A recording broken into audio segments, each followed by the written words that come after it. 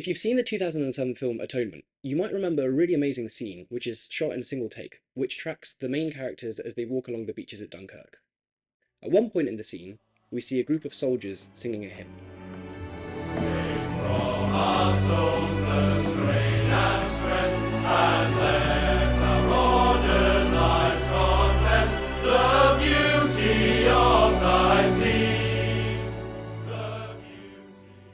And when I first saw that scene years ago, I was like, goosebumps, what is going on with that harmony?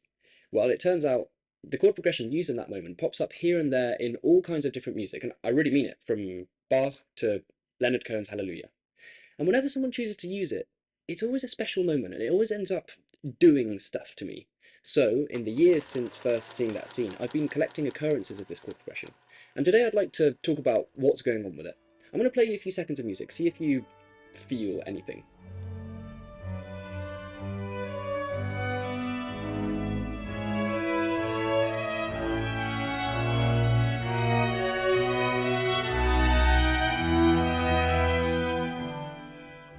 Pretty good, right? There's some good stuff going on in there.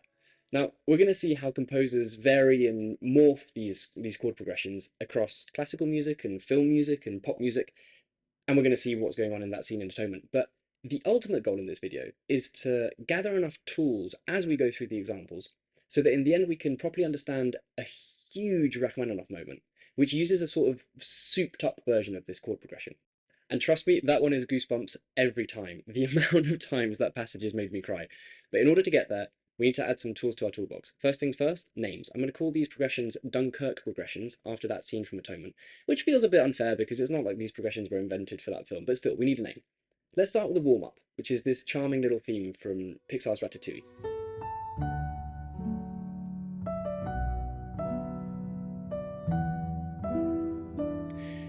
In particular, pay attention to this little turn of phrase coming up.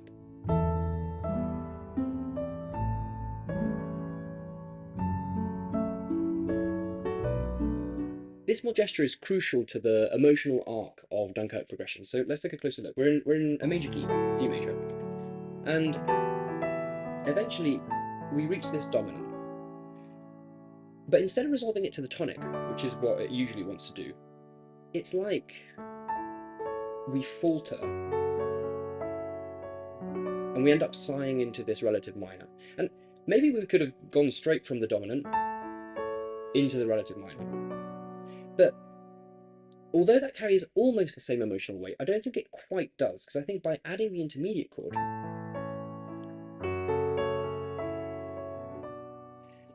I think the sigh down to the relative minor hits harder. Look at what happens when you give the same tune with the same chords to the high strings, and I'm sure at least like 25% of it is down to the tinkly mark tree when we actually hit the relative minor, but I'm pretty sure the harmony has a part to play.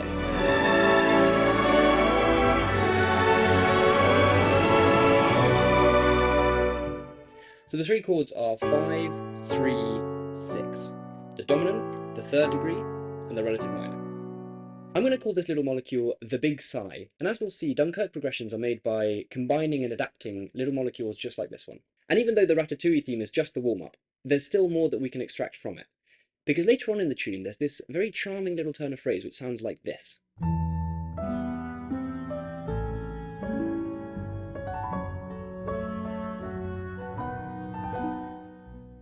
This is a very familiar idiom found all over jazz standards, like for instance this little turn at the end of All of Me.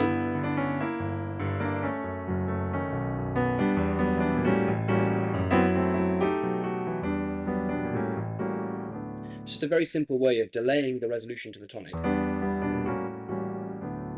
by instead going, and it's like the music is saying, I'm almost done, but there's one more point that I wanted to make, and now that I've made it, I'm actually done. And the way this works is super simple. It's just turning the relative minor, which should be a minor chord, into a dominant. And if you turn it into a dominant, you get this forward momentum towards a 2-5-1, which is very easy to see if you look at it on the circle of fifths. The dominantized sixth degree really wants to go to the 2, which really wants to go to the 5, which really wants to go to the 1. Now you might have spotted a slight difference between the Ratatouille theme on the one hand and All of Me on the other. The third degree has a slightly different flavour in each. In the Ratatouille, it's this diatonic minor chord, whereas in All of Me it's this delightful semi-diminished chord. Keep this difference in mind because it will be important when we get to the Rachmaninov.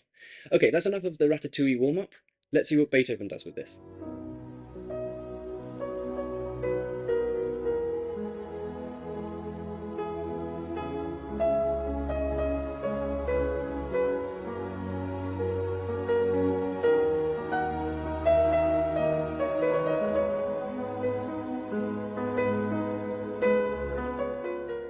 Well, that's not bad. And embedded into the middle there is the same big sigh that we saw in Ratatouille. We're in a different key, but it's the same chords. 5, 3, 6.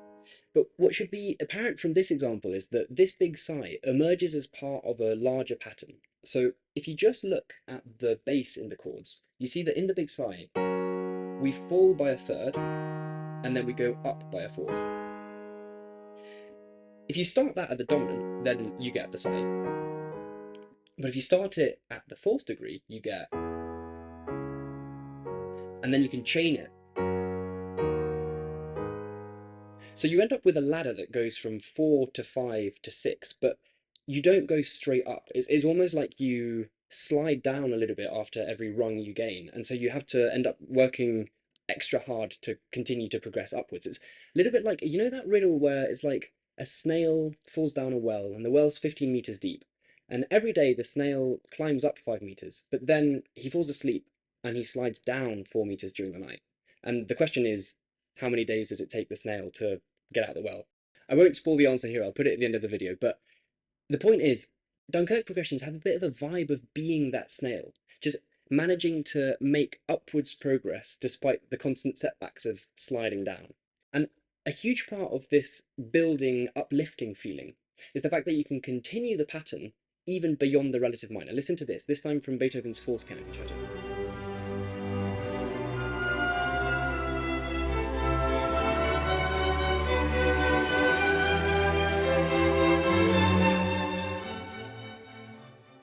Also, can I just call out these descending sevenths in the woodwind? So, because they're spread out over several octaves like this, it kind of sounds like they're ascending seconds. And that's how I heard it the first time I heard the passage, but it's actually so much more expressive than that. And it really reminds me of a moment from Stravinsky, where he's got this tune, which kind of looks like it's just semitones, but he's actually swapping the octaves between the violins and the cellos like this. And it produces this slightly more laboured sound.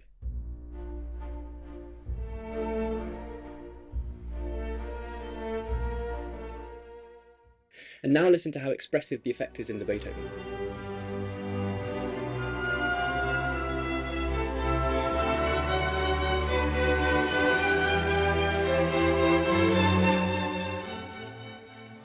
And even though the chords are exactly the same as in the example from the Fifth Concerto, Beethoven does some pretty nice stuff here with inversions, and the way he does it is actually very characteristic of Dunkirk progressions in general. So if you look at the bass, he could be moving around the bass a lot more than he does. So he could be doing this.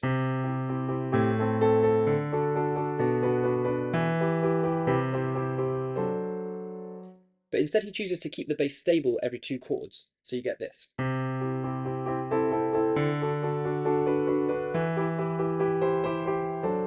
Which I think really brings out the going up the ladder vibe of Dunkirk progressions. And this ascending nature is brought out even more by the inner voices, because he's got this.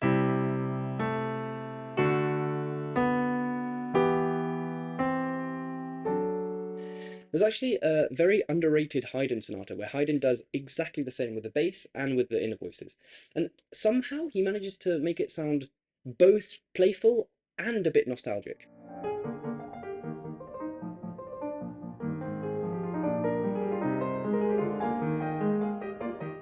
And look how organically Bach does it.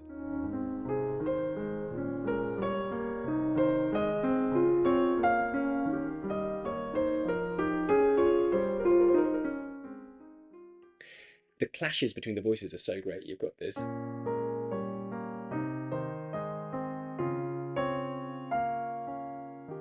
It really seems like Dunkirk progressions really bring something out in composers, and they allow themselves to indulge in these rich suspensions. I mean, we've had this in the first Bach example, and now this in the second. And we had this in the first Beethoven example, and this in the second. They absolutely love it, and we'll see loads more. Now, there's two families of Dunkirk progressions, and I'm going to call them Why Do We Fall progressions and Full Steam Ahead progressions. Why Do We Fall progressions have what we've been calling the big sigh. They allow the music to falter into the relative minor. The reason I chose this name is because of the quote from Batman Begins. Why do we fall? So that we can learn to pick ourselves up. Because immediately after sighing into the relative minor, this variety of Dunkirk progressions picks itself back up. And there's loads of ways of doing this, which we'll discuss in a second, but what characterises Why Do We Fall progressions is that they do go to the relative minor, and then they lift themselves back up. But there's a whole other family of Dunkirk progressions, and these avoid the big sigh altogether. So they gear up as if they were about to resolve to the relative minor.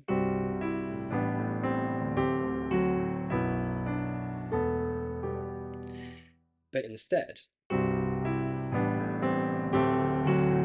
when they reach it,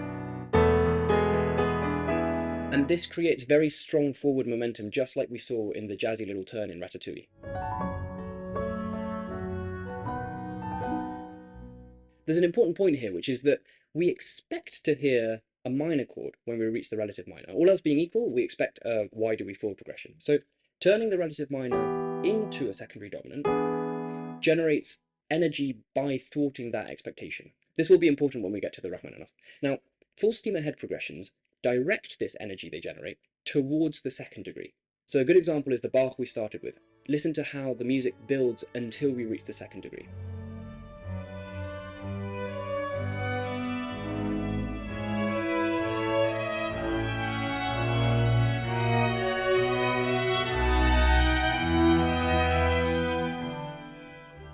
You'll notice there's a cool thing going on in the bass here. Bach's got a chromatic bass line going, which is actually a super popular way of varying Dunkirk progressions in general, both the Why Do We Fall variety and the Full Steam Ahead variety. The trick is just to turn every other chord into a dominant, so you get...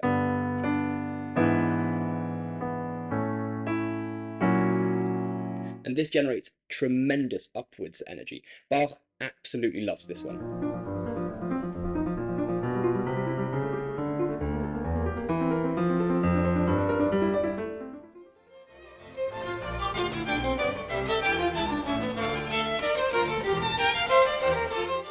As does Dame Julie Andrews, and I do apologise if this gets stuck in your head. So, a needle pulling thread, a note to follow, so tea, a drink with jam and bread, that will bring us back to dawn. You can also see this idea of turning some chords into dominants in Hallelujah by Leonard Cohen, which I actually find really interesting because the version of the song that I'm most familiar with is from Shrek, which was sung by John Cale, and he keeps the third degree minor.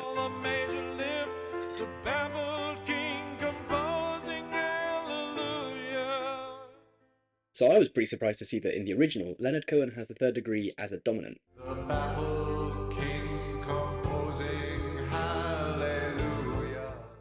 To me, the Cohen version seems brighter, but a bit more poignant.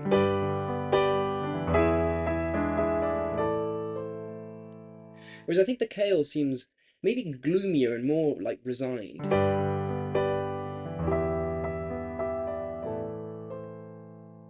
Also, look at this. After the Dunkirk progression in Hallelujah, you get this pendulum movement between the four and the relative minor.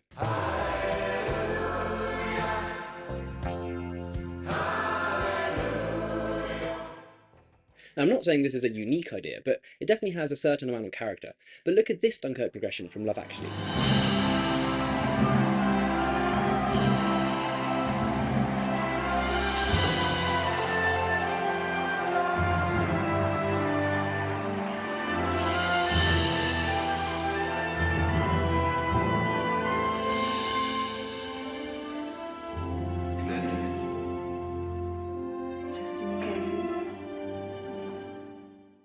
And then look what you get. Yes, is being my answer. Easy question. O que é que tu disseste? Sim, claro. It's almost like there's something about these progressions that make you want to do this 4/6 movement afterwards. You could have something like...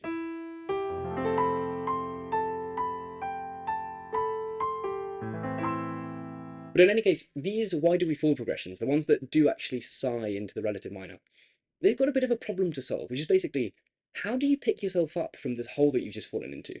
There's a few different options here, but by far the most common climbs out of the relative minor by means of the fourth degree. The effect completes the emotional arc of this type of Dunkirk progression with an optimistic, uplifting gesture. Because you can come out of a relative minor straight up with the first inversion dominant, and it already sounds very uplifting. But if you add in the first inversion fourth degree, you get this extra soaring feeling. And also, going through the fourth degree makes a lot of sense because it continues the pattern of falling a third and rising a fourth. So if you continue that diatonically, you go...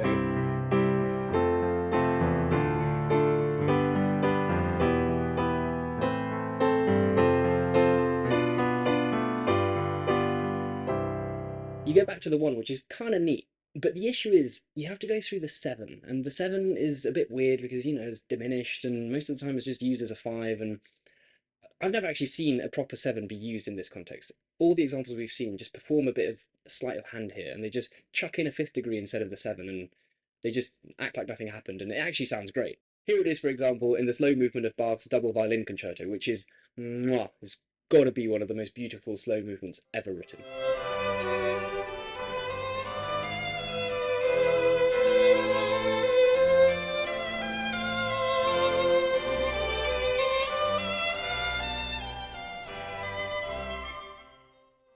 But this isn't the only possible solution. Here's Grieg with a completely fresh approach.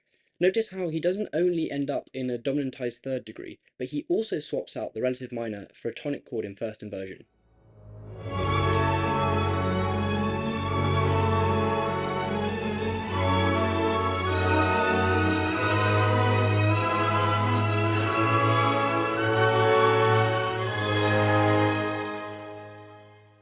And here's Barber, who not only skips the relative minor and goes straight to the fourth, but ends up in a fascinating semi-diminished third degree.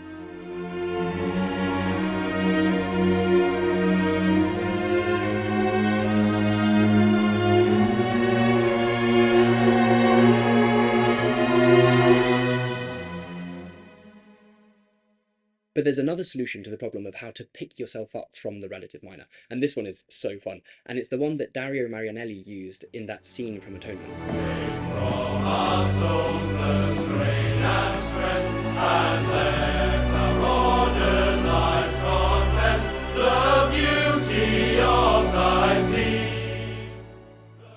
The thing is, the original hymn as set by Hubert Parry is already fantastic.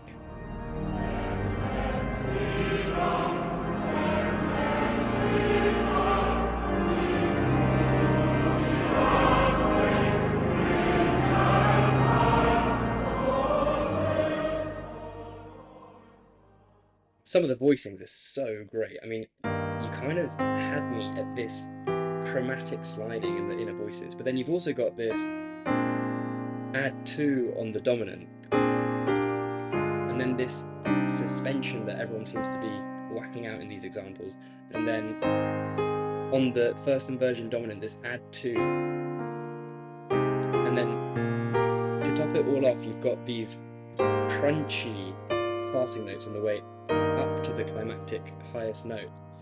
But regardless of all of that, after the 4th degree, Parry goes to the 5th degree, just as we've seen pretty much everyone else do. And it sounds great, but once you've seen what Marianelli does, you just want to play it all the time.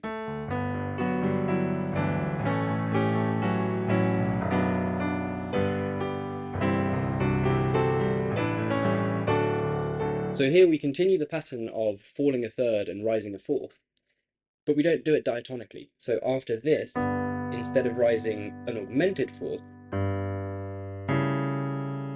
we rise a perfect fourth, and we get this flattened 7th degree, which to me is super reminiscent of musicals. You know, the kind of thing where you get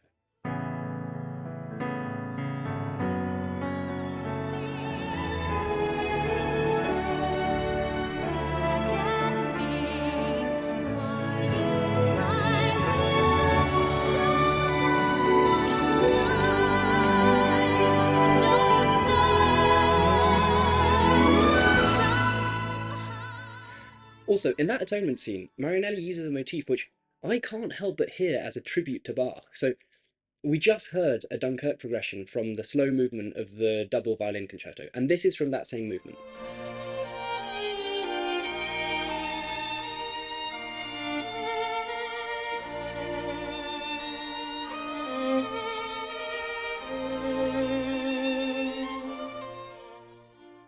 And now listen to the gorgeous line in the cello here.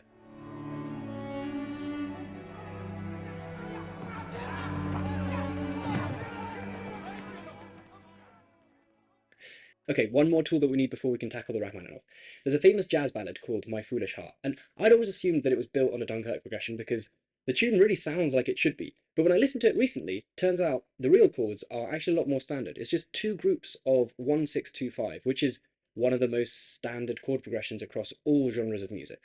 But because the start of a Dunkirk progression is so similar to this, if you're ever constructing a Dunkirk progression and you want to mix things up a bit, you can always slide in a 6 instead of a 4. The night is like a lovely tune. Beware, my foolish heart. How white the ever-distant moon. Take care, my foolish heart. Okay, we now have the tools to tackle the Rachmaninov. Let's see how many times it makes me cry while I record this.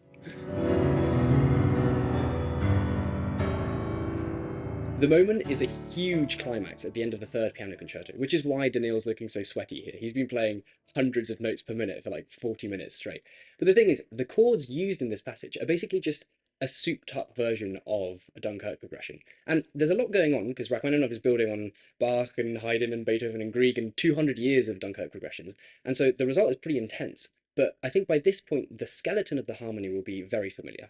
If you remember, the second family of Dunkirk progressions, the ones I called full steam ahead progressions, are ones where instead of allowing the momentary heartbreak of sighing into the relative minor, they continue to generate energy and forwards momentum by turning the relative minor into a secondary dominant. And I also mentioned that full steam ahead progressions often build towards the second degree. Well, this Rachmaninoff sequence is the epitome of that. The whole chord sequence is aiming at the second degree, and it's building towards it, and it doesn't give it to us yet, and it makes us wait for it, and wait for it, and wait for it, and then at the very, very, very top, we finally reach it, and it's massive. So he keeps the broad shape of the ascending ladder that we've been seeing in all our examples, but he tweaks two things. Right at the start, instead of the fourth degree, he uses the sixth. Fine, slight colour difference is exactly what we just saw in My Foolish Heart, sounds pretty good.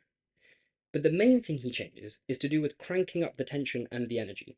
And the way he does that is by adding a chord here and a chord here. And the two chords are the semi-diminished versions of the minor chords that precede them. We saw these semi-diminished chords when we were looking at the jazzy turn at the end of All of Me, and they provide a different colour, but they're also way less stable than their minor counterparts, and they point in a very particular direction towards a dominant seventh. So this E minor chord becomes E semi-diminished, which leads to A dominant, and this F sharp minor chord becomes F sharp semi-diminished, which leads to a B dominant. And at this point, Rachmaninoff could already resolve to the second degree, but instead he decides to crank up the pressure even more by repeating the two pairs of chords.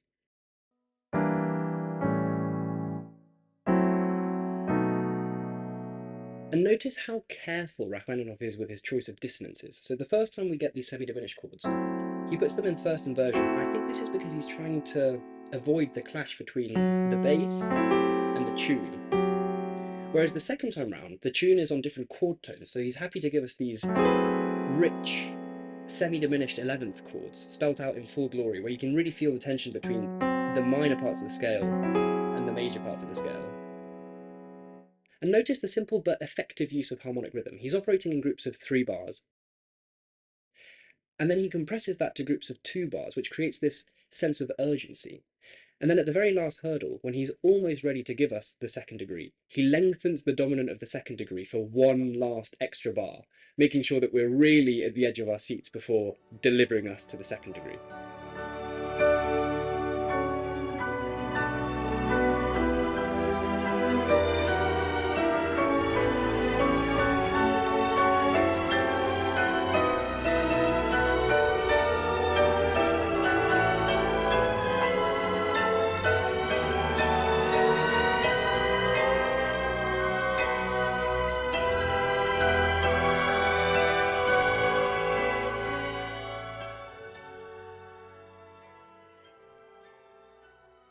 Whoa, goosebumps every time. Finally, if you're here for the snail, it takes the snail 11 days.